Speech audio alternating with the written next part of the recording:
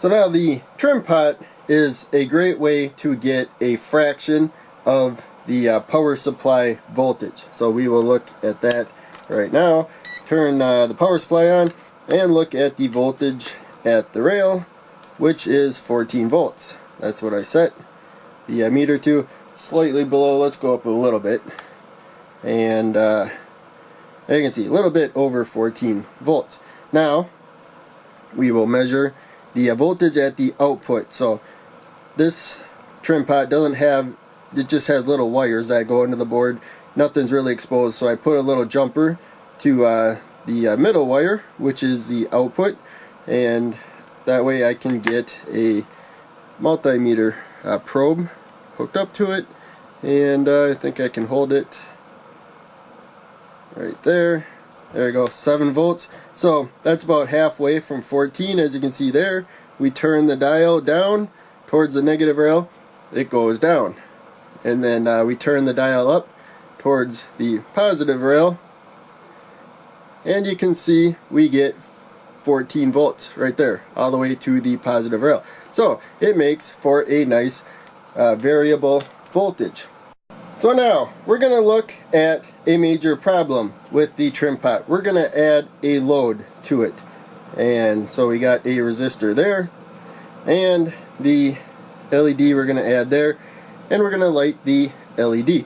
So now we're going to use a 1 kilo ohm resistor. We have a potential of 12 volts going across the resistor because the LED is going to block about 2 volts. But for right now, we're going to look at the voltage of the output. You can see it's about halfway, should be about 7 volts, but now it's only about 3.3 volts. The voltage dropped because now we have somewhat low resistance towards the negative rail. If we used a lower value resistor, it would drop the resistance even more. And so to get 7 volts halfway to the positive rail, we have to go about, looks like more than 3/4 of the way towards the positive rail. Of course, once we get all the way to the positive rail, we have a direct connection from the positive rail to the wiper, to the load, so we get 14 volts. So, in any case, the lower resistance here, because this is a 10 kilo ohm trim pot, we have 10,000 ohms of resistance from one wiper to the other. So if we put it halfway, we have to go through 5,000 ohms of resistance before the current even reaches the resistor and the LED. So there's more resistance, there's more impedance within the trim pot than the load. A really easy solution is to use an op amp wired as a voltage follower. And so this is the 358 dual op amp. There's one on this side, one on that side. So it's output, inverting input, non-inverting input. We have the output, inverting input, non-inverting input for this one. And we can just leave this one alone. And you can see here the output and the inverting input are tied together.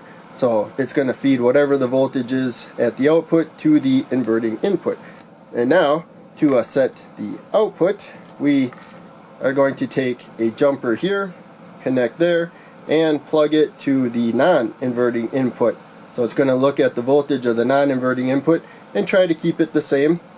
It does a pretty good job at the output.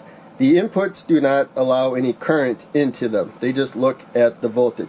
So let's transfer over the load. As we saw before, it's going to drop the voltage there, and I accidentally put it to the power rail.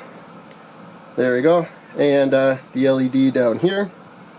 And now we will see that we go all the way up, it's fully positive, and then down it is negative. And let's actually look at the voltage at the output there, and we got to make sure we get to the resistor there, and then the other side of the LED there. That is the output, which is not showing anything. There we go. I just wasn't making a good connection with the resistor, I guess. And go all the way up to 14 volts. Now, of course, the output unfortunately doesn't completely output to the rail. So this one doesn't go all the way to the positive rail. It does, though, go all the way to the negative rail. Some of them don't go all the way to the negative rail, but this one does, some op amps. So that's something to be aware of. But in any case, you can see I set the dial halfway. We have that 7 volts right there, and we can measure that. Let's look at that again.